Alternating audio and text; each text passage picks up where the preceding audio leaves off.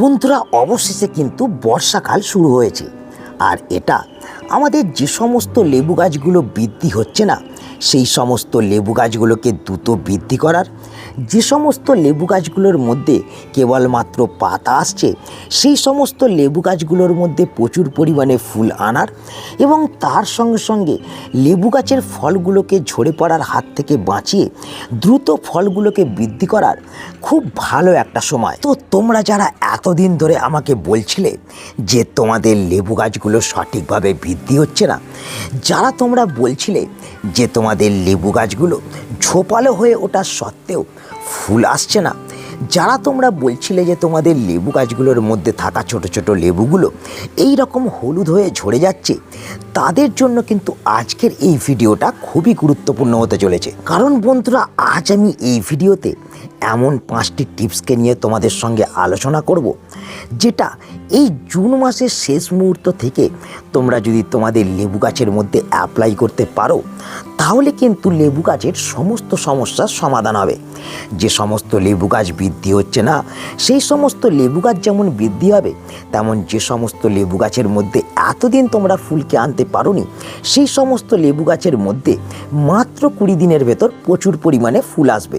তাছাড়া যে সমস্ত লেবু গাছের মধ্যে লেবুগুলো হলুদ হয়ে বারবার ঝরে যাচ্ছে, সেই সমস্ত লেবু গাছের লেবু ঝরে পড়া বন্ধ হবে এবং প্রত্যেকটা লেবু দ্রুত পরিমাণে কিন্তু বৃদ্ধি হবে। তো চলো সময় নষ্ট না করে জেনে নেওয়া যাক কোন সেই গুরুত্বপূর্ণ 5টি টিপস যা আমাদের লেবু গাছকে আবার ফলে ভরিয়ে তুলতে পারবে। তো তাই সকলকেই বলবো, ভিডিওটাকে শুরু থেকে শেষ পর্যন্ত কিন্তু স্কিপ না করে তোমরা দেখতে থাকো, এবং যারা এখনও চ্যানেলকে সাবস্ক্রাইব করে রাখোনি, তারা অবশ্যই কিন্তু চ্যানেলকে সাবস্ক্রাইব করে রাখো। বন্ধুরা, এর আগে বেশ কয়েকটি ভিডিওতে আমি তোমাদের বলেছি যে আমাদের লেবু গাছের পরিচর্যাকে আমরা যদি সারা বছর সঠিকভাবে চালিয়ে যেতে পারি, তাহলে কিন্তু কেবলমাত্র আমাদের লেবু গাছ শীতকাল নয়, শীতকালের সাথে সাথে বর্ষাকালেও প্রচুর পরিমাণে কিন্তু আমাদের ফুল ও ফলকে প্রদান করবে। তো যেহেতু এই সময় জুন মাসের শেষ এবং অবশেষে বর্ষাকাল শুরু হয়েছে, তাই এই সময় আমরা কিন্তু আমাদের লেবু গাছকে যেমন বৃদ্ধি করতে পারবো, তেমন কিন্তু আমাদের ঝোপালো হয়ে যাওয়া লেবু গাছের মধ্যে প্রচুর পরিমাণে ফুলকে আনতে পারবো। তার পাশাপাশি এই সময় যে সমস্ত লেবু গাছের মধ্যে থাকা ছোট ছোট ফলগুলো ঝরে পড়ছে, সেই ফলগুলোকেও আমরা ঝরে পড়ার হাত থেকে বাঁচিয়ে ফলগুলোকে কিন্তু বড় করতে পারবো। কিন্তু এই সমস্ত কাজগুলোকে করার জন্য আমাদের কিন্তু মোট 5টি কাজকে করতে হবে, সেটা আমি শুরুতেই তোমাদের বললাম।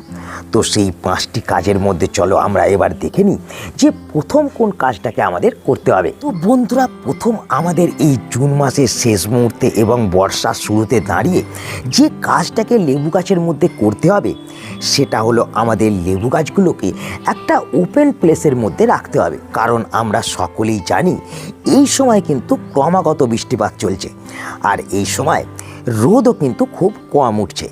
তাই যতটুকু রোদ উঠছে, সেই ততটুকু রোদ যাতে আমাদের লেবু গাছ পেতে পারে এবং ডাইরেক্ট বৃষ্টির জল যাতে আমাদের লেবু গাছের পাতার মধ্যে পড়তে পারে, তাই আমাদের লেবু গাছগুলোকে একটা ওপেন প্লেসের মধ্যে রাখতে হবে। তো বন্ধুরা, এই প্রথম কাজটিকে করার সাথে সাথে তোমাদের যে 2 নম্বর কাজটাকে করতে হবে, সেটা হলো বন্ধুরা, এই সময় কিন্তু আমাদের লেবু গাছের মাটির মধ্যে জল প্রয়োগ করাকে কন্ট্রোল করতে হবে।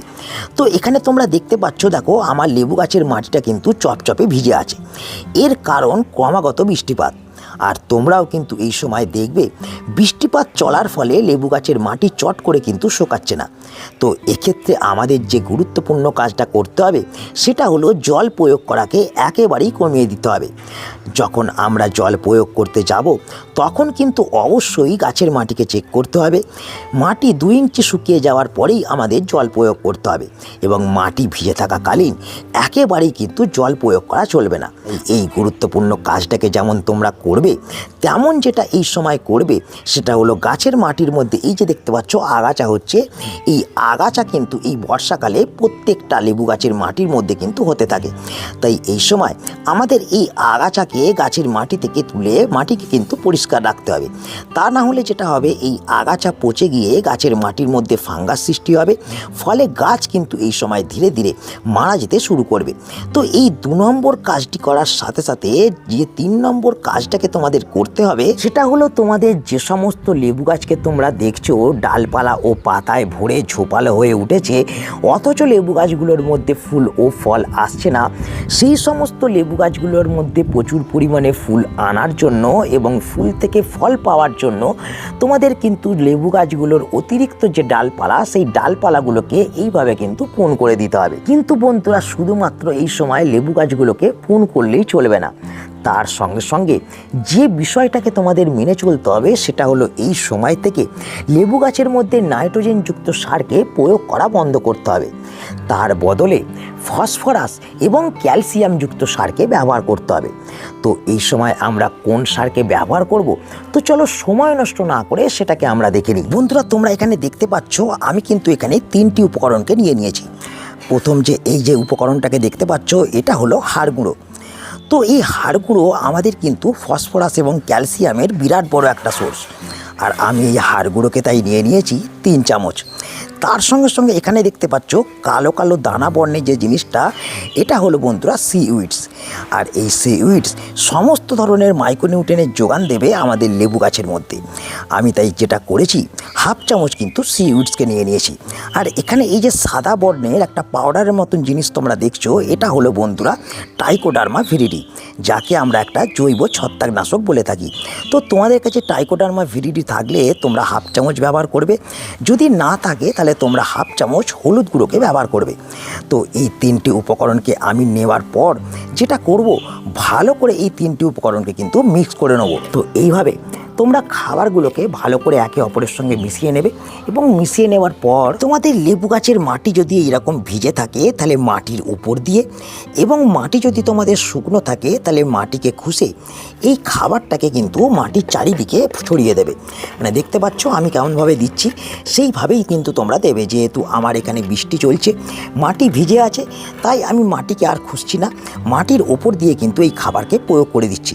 আর এটা করবে তোমরা প্রত্যেক মাসে একবার করে। আর এখন যদি এই খাবারটাকে তোমরা তোমাদের লেবু গাছের মধ্যে প্রয়োগ করে দাও, তাহলে তোমরা দেখবে মাত্র 20 দিনের ভেতরে তোমাদের লেবু গাছের মধ্যে প্রচুর পরিমাণে ফুল ও ফল আসতে কিন্তু শুরু করে দিচ্ছে। তো বন্ধুরা, এই তো গেল আমাদের লেবু গাছের মধ্যে মাত্র 20 দিনে ফুল ও ফল আনার পদ্ধতি।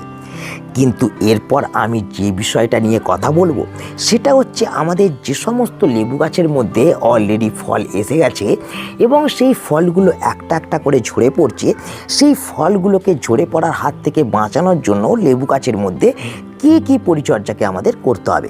আমাদের প্রথম যেটা কাজ হবে সেটা হলো গাছগুলোকে একটা ওপেন প্লেসের মধ্যে রাখা। দ্বিতীয় যে কাজটা হবে, আমাদের লেবু গাছের মাটির মধ্যে প্রয়োজন ছাড়া জলকে না প্রয়োগ করা। 3 নম্বর যে কাজটা হবে, প্রয়োজন ছাড়া লেবু গাছের ডালকে একেবারেই না কাটাই ছাঁটাই করা।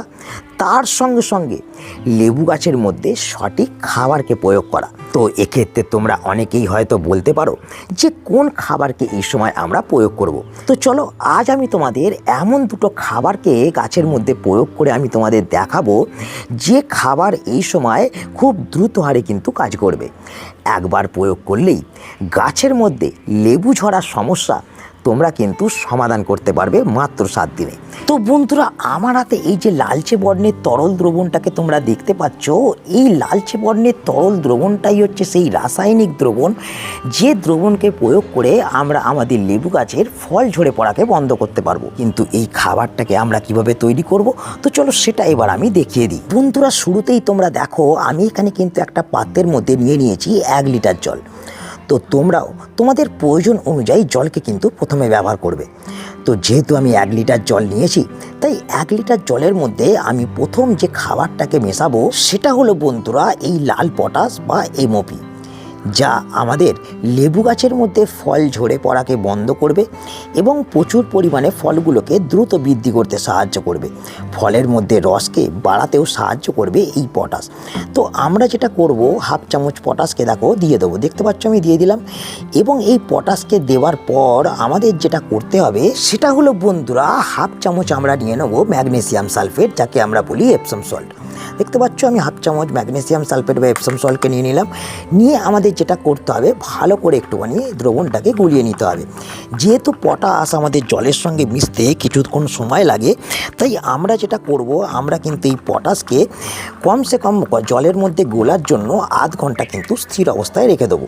এবং আধ ঘন্টা পর যখন তোমরা দেখবে তোমাদের তরল দ্রবণটা তৈরি হয়ে গেছে এবং পটাশ ও ম্যাগনেসিয়াম সালফেট জলের মধ্যে ভালোভাবে গুলে গেছে, তখন কিন্তু এই দ্রবণটাকে 10 থেকে 12 ইঞ্চি টবের জন্য 250 ml এবং তার থেকে বড় টব হলে 500 ml প্রয়োগ করবে।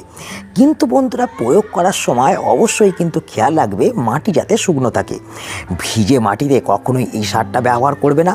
এবং তার সঙ্গে সঙ্গে তোমরা মাথায় রাখবে, এই সারকে ব্যবহার করবে তোমরা প্রত্যেক 10 দিন অন্তর অন্তর। তো বন্ধুরা, তোমরা যেহেতু দেখতে পাচ্ছ আমাদের এখানে বৃষ্টিপাত চলার ফলে মাটি ভিজে আছে, তাই কিন্তু আমি এই সারকে মাটির মধ্যে প্রয়োগ করব না। আমি মাটিটা শুকনো হওয়ার পর বা বৃষ্টি থেমে যাওয়ার পরেই কিন্তু গাছের মাটিতে সারকে প্রয়োগ করব। কিন্তু বন্ধুরা, যারা তোমরা তোমাদের লেবু গাছের মধ্যে এই রাসায়নিক সারকে প্রয়োগ করতে চাও না, তারা কিন্তু যদি চাও, এই যে জৈব খাবারটা তোমরা আমার হাতে দেখতে পাচ্ছ, এই জৈব খাবারটাকে কিন্তু বাড়িতে ফ্রিতে তৈরি করে ব্যবহার করতে পারো। আর এই খাবার আমাদের লেবু গাছের মধ্যে ফসফরাস এবং তার সঙ্গে সঙ্গে ক্যালসিয়াম, পটাশিয়াম এই সমস্ত খাদ্য উপাদানের কিন্তু যোগান দেবে। তো চলো, সময় নষ্ট না করে আমি তোমাদের দেখিয়ে দিই যে এই খাবারটাকে তোমরা বাড়িতে কিভাবে তৈরি করবে, কিভাবে গাছের মধ্যে প্রয়োগ করবে। এই তরল জৈব সারটাকে বাড়িতে তৈরি করতে হতে গেলে আমাদের প্রথম যেটা লাগবে সেটা হলো জল। দেখতে পাচ্ছ আমি একটা পাত্রের মধ্যে পরিষ্কার 1 লিটার জল নিয়েছি। তো আমি যেটা করব, এই 1 লিটার জলের মধ্যে আমি কিন্তু এই ঘরোয়া উপকরণকে প্রথম মেশাবো। তো দেখতে পাচ্ছ আমি এখানে কিন্তু কিছু পেঁয়াজের খোসা, কিছু রসুনের খোসা প্রথমেই নিয়ে নিয়েছি। তো বন্ধুরা, এই পেঁয়াজ এবং রসুনের খোসা যেটা করবে, আমাদের কিন্তু গাছের মধ্যে পটাশিয়াম এবং সালফারের কিন্তু যোগান দেবে। তার সঙ্গে সঙ্গে দেখো আমি নিয়ে নিয়েছি এখানে কিছু কলার খোসা। তো এই কলার খোসা যেটা করবে, ফসফরাস এবং পটাশিয়ামের কিন্তু যোগান দেবে গাছের মধ্যে। তো বন্ধুরা, এখানে আমি 4টে পেঁয়াজের খোসা, 2টো রসুনের খোসা এবং 4টে পাকা কলার খোসাকে রোদের মধ্যে শুকিয়ে কিন্তু নিয়ে নিয়েছি। এবং এই সমস্ত উপকরণগুলোকে আমি কিন্তু এই 1 লিটার জলের মধ্যে কিন্তু দিয়ে দিচ্ছি। তোমরা লক্ষ্য করতে পারছো, তোমরাও কিন্তু এইভাবে 1 লিটার জলের মধ্যে এই সমস্ত উপকরণগুলোকে কিন্তু দিয়ে দেবে। এবং দিয়ে দেওয়ার পর তোমরা যেটা করবে, 24 ঘন্টা এই রকম ভিজিয়ে কিন্তু তোমরা একটা ছাওয়াযুক্ত জায়গার মধ্যে তরল দ্রবণটা তৈরি হওয়ার জন্য রেখে দেবে। বন্ধুরা, ফিরে চলে এলাম দেখো আমি 24 ঘন্টা পর, এবং 24 ঘন্টার মধ্যে দেখতে পাচ্ছ জলের রঙটা কিন্তু একটু লালচে বর্ণের হয়ে গেছে।